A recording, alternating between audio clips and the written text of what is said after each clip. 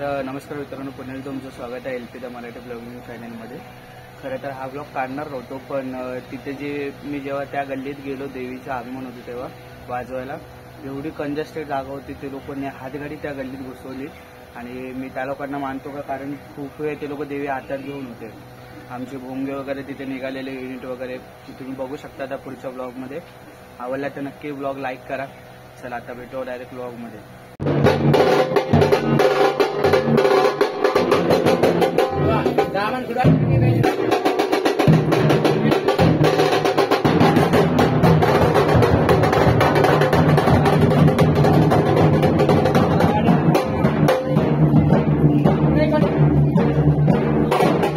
इकडे आलेले जस्ट खूप जस्ट